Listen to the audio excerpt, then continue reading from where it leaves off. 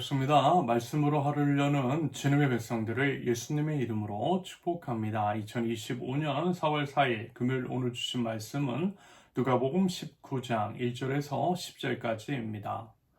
예수께서 여리고에 들어가 지나가고 계셨다. 삭개오라고 하는 사람이 거기에 있었다. 그는 세관장이고 부자였다. 삭개오는 예수가 어떤 사람인지를 보려고 애썼으나 무리에게 가려서 예수를 볼 수 없었다. 그가 키가 작기 때문이었다. 그래서 그는 예수를 보려고 앞서 달려가서 뽕나무에 올라갔다. 예수께서 거기를 지나가실 것이기 때문이었다. 예수께서 그곳에 이르러서 쳐다보시고 그에게 말씀하셨다. 삭개오야, 어서 내려오너라. 오늘 내가 내 집에서 묵어야 하겠다. 그러자 삭개오는 얼른 내려와서 기뻐하면서 예수를 모셔 들었다. 그런데 사람들이 이것을 보고서 모두 수근거리며 말하였다. 그가 죄인의 집에 묵으려고 들어갔다. 삭개오가 일어서서 주님께 말하였다. 주님, 보십시오. 내 소유의 절반을 가난한 사람들에게 주겠습니다. 또 내가 누구에게서 강제로 빼앗은 것이 있으면 4배로 하여 갚아주겠습니다. 예수께서 그에게 말씀하셨다. 오늘 구원이 이 집에 이르렀다. 이 사람도 아브라함의 자손이다. 인자는 잃은 것을 찾아 구원하러 왔다. 아멘. 먼저 간절히 찾는 자를 만나주시는 예수님. 뽕나무에 올라간 삭개오의 이야기입니다. 아마요 어려서부터 이제 신앙생활, 교회생활을 한 사람의 경우에는 아마 이제 자주 들어보았던 이야기일 것입니다. 세관장 삭개오.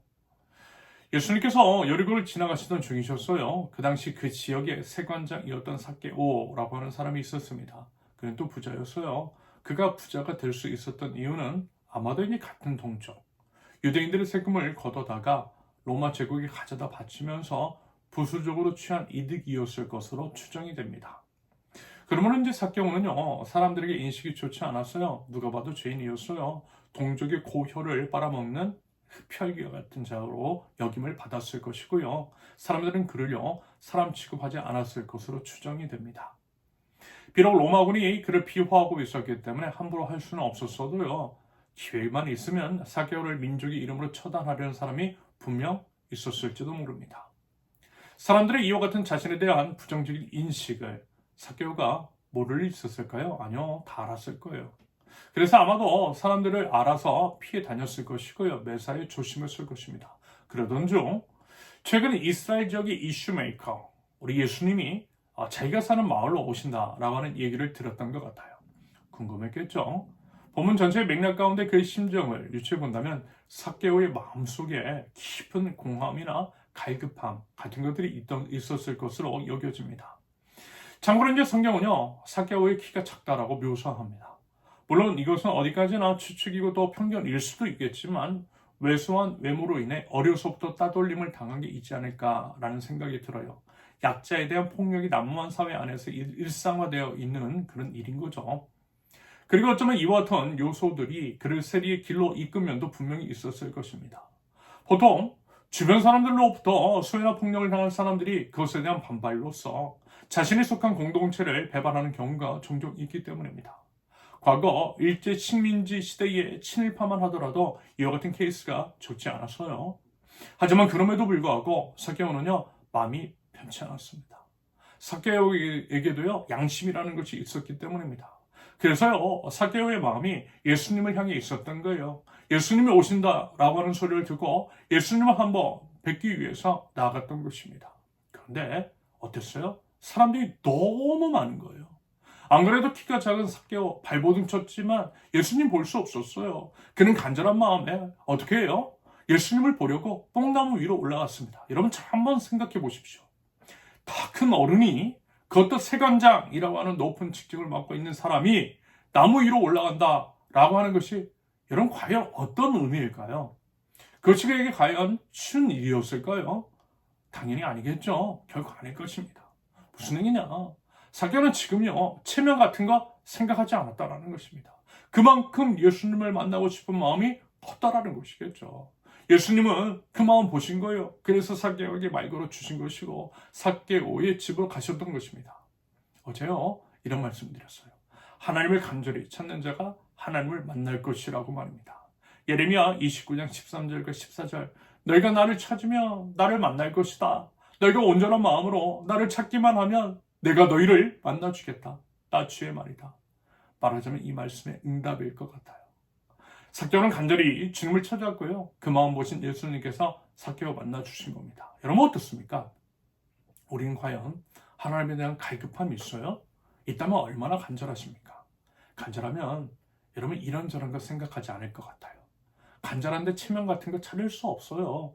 모든 체면, 가지고 있는 모든 것들을 버리고서라도 우리 주님을 만나고자 하는 그런 마음이 진정성 있는 것인지를 진정성 있는 자의 태도인 줄로 믿습니다. 여러분 이런 것들이 우리 마음 가운데 있는지를 한번 진지하게 살펴보실 수 있기를 바랍니다. 예수님께서 어쩌면요 우리에게 이 말씀 하시는 것 같아 보여요. 너 나를 만나고 싶다고 하는데 그거 정말이야?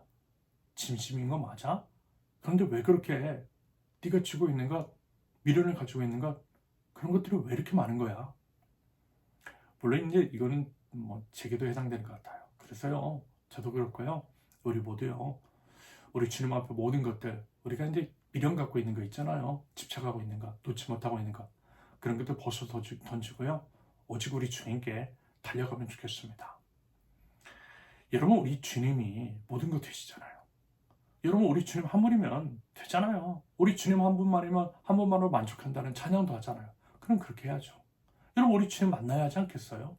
우리 주님 만나고 우리 주님으로 채워지면 모든 것이 되는 것입니다. 여러분 우리가 주님께 나아가는데 방해가 되는 것은 혹시 무엇입니까? 그것들이 무엇인지를 진지하게 한번 생각해 보시고요. 그것들을 기꺼이 버리고 우리 주님께 나아감으로써 우리 주님을 만나는 영광을 누릴 줄 아는 한나라 백성들이 되실 수 있기를 바랍니다. 이어서 죄인을 구하러 오신 예수님. 예수님께서 세관장 삭개오 집에 들어가시자 사람들이 예상처럼 수근두근해요. 죄인의 집에 들어갔다라고 말합니다. 모든 사람들이 손가락질을 하는 죄인 삭개오의 집에 들어갔다고 여러 말들을 만들어내면서 비난해요. 그때 예수님께서 뭐라고 말씀하세요?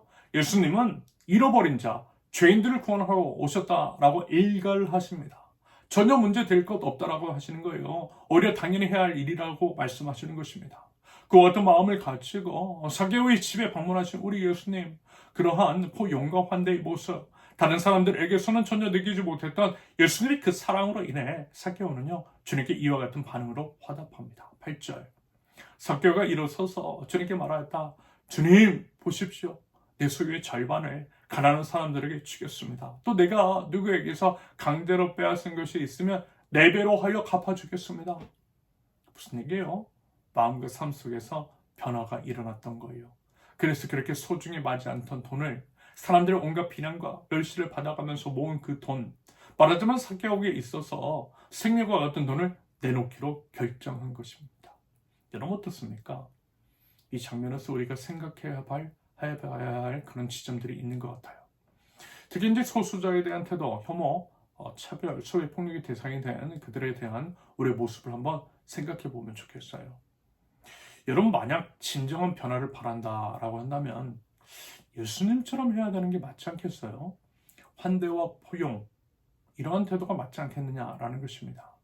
무엇보다도 우리 자신의 죄, 그 죄의 심각성을 알고 있다면 그럼에도 우리 주님께서 우리를 기꺼이 용서해 주셨다라고 하는 것들을 진정으로 믿고 있다면 그래야 하는 것이겠죠.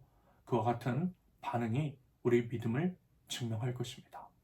부디 우리 개개인과 교회 공동체가 예수님처럼 행할 수 있기를, 그럼으로써 이른 자를 찾아내는 하나님 나라 백성, 우리 적은 교회 공동체가 될 수 있기를 예수님의 이름으로 축원합니다. 함께 기도합니다. 사슴이 시나물을 찾기 갈급함 같이 하나님을 갈망합니다. 간절히 주님을 찾는 자를 만나 주신다라고 하신 그 말씀을 믿고 우리 주님께 나아갑니다. 주님 찾아와 주시고 만져주시고 위로해 주시고 치료 회복시켜 주시옵소서. 주님의 깊고 큰 사랑과 은혜에 적기를 원합니다. 하나님의 크고 위대한 그 사랑을 알아 저희 자신만이 아니라 저희 이웃들에게도 우리 주님 그러하셨듯이 환대와 포용으로 아름다운 변화를 이루어 나갈 줄 아는 하나님 나라의 백성들 될 수 있도록 하나님 저희 모든 삶을 주님의 선함으로 채워주시고 인도하여 주시옵소서. 예수님의 이름으로 기도합니다. 아멘. 하나님께서 오늘 주신 말씀과 각자의 기도 제목을 놓고 우리 잠시 기도합니다.